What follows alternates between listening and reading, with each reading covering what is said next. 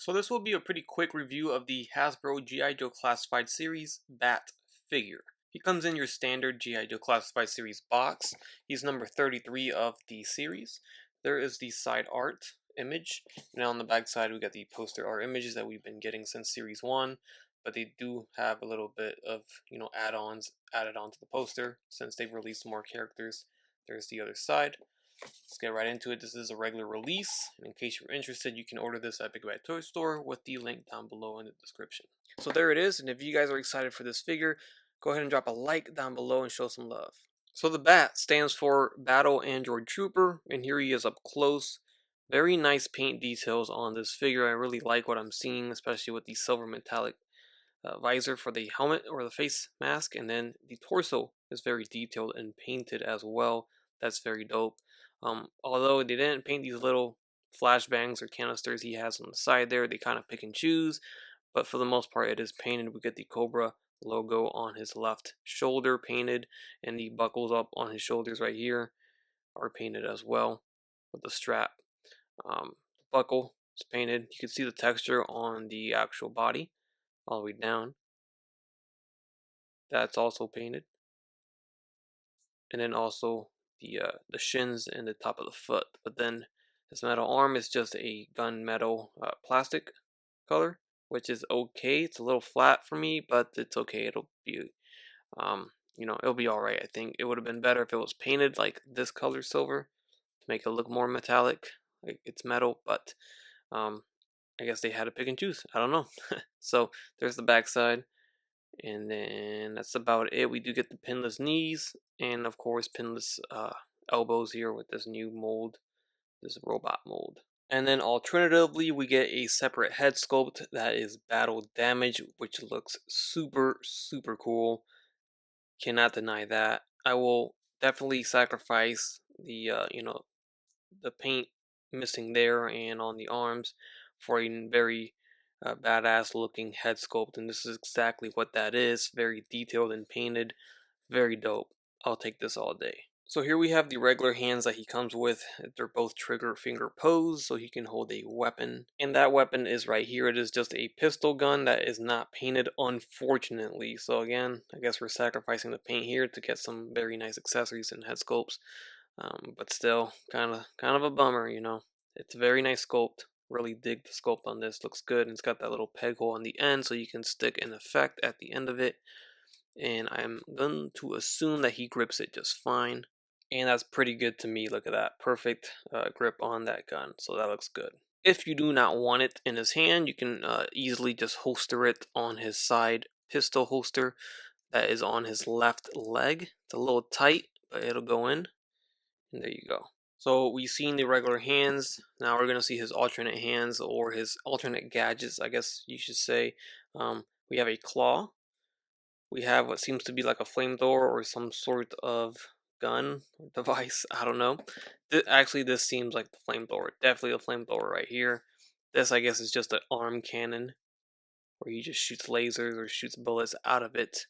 So we get three options. So you could either have one hand with a hand and the other one with a weird weapon, or both hands can be a different weapon if you so wish. So as you can see, the right hand, it can be a flamethrower, or you can make the left hand the flamethrower if you want. They all peg within each other, no issues there.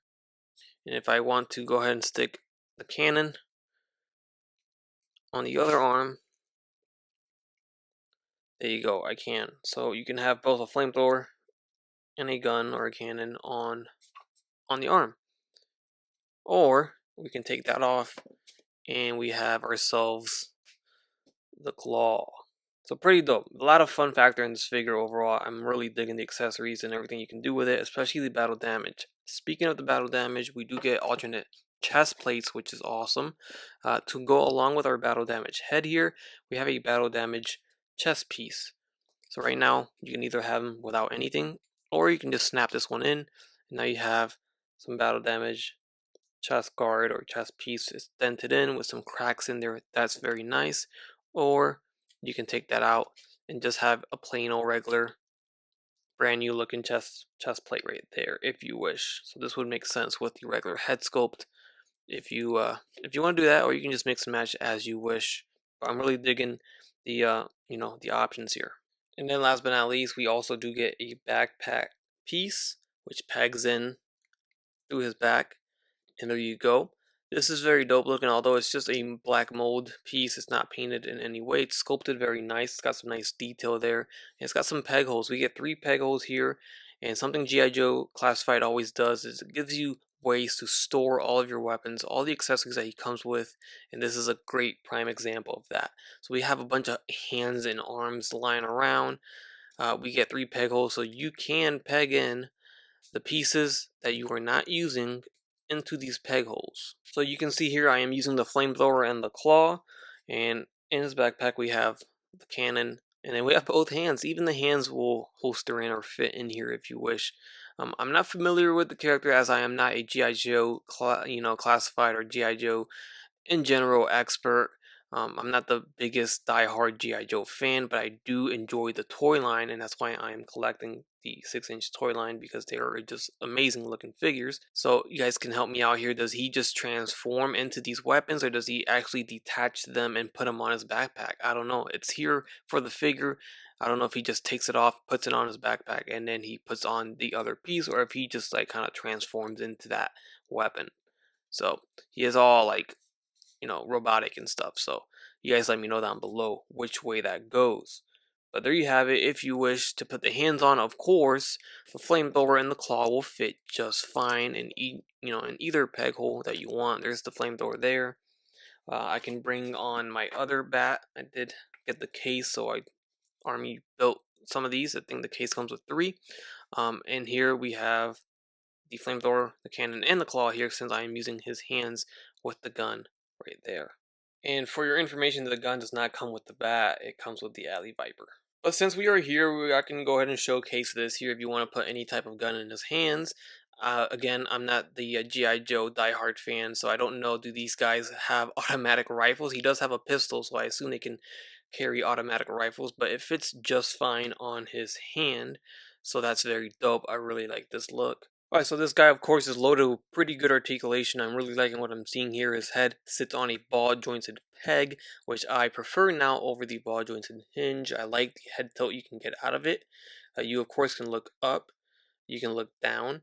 Left and right, no problem. Head tilt. And then the neck is a separately articulated piece, so I really like that type of movement. But I really just like having figures be able to look to the side and angle the head naturally. Really like that with that ball jointed peg. Arms will go forward and back, they go in and out. We have very deep butterfly joints on this guy, so it'll go forward pretty well, and it will go back pretty well too. So good range of motion for the arms, bicep swivel, double jointed hobos. It works so good because it's the robot arms. Although this would look unnatural on a human arm, this looks fine on a robot arm. So pretty dope there. Swivel at the wrist, of course. This is the claw, but on the regular hand we get the swivel, and then we get the hinged at the hand. Ab crunch at the torso. We get the waist swivel. T-jointed legs will drop down. So we've been seeing this since the beginning of Classified series, so that allows for more range. Go back down, go back up. You can do a full split, and then of course you got to adjust that back in place. And then we have a thigh swivel, double jointed pinless knees, pretty tight, but you can get it all the way. And then going down to the boot, we have a boot cut shin swivel, ankle hinge at the foot, and then the ankle rocker as well. Right, so overall everything's looking pretty tight, pretty nice. Here is the height next to an Alley Viper, and the bat just stands a little bit taller than the Alley Viper. So a quick height comparison there. You guys tell me how accurate this is. Looks pretty good to me. Alright, and that is your Hasbro G.I. Joe Classified 6-inch Battle Android Trooper. Or just the bat. Overall, I'm really digging this figure, and I'm probably just going to army build what the case brings me, which is 3. But I don't know, I'm kind of tempted to go a little further. But I gotta kind of discipline myself, since I am not the biggest G.I. Joe fan. I don't need to go out there and buy 6 or 10. I think I should be content with what the case gives me, which is 3. So I may stick there. But I am interested to know how many you guys are army building and what are your thoughts on the new Bat figure. And with that, don't forget to leave a like on the video, comment down below, and subscribe if you haven't done so already. As always, guys, take care, take it easy, and I'll catch you on the next one.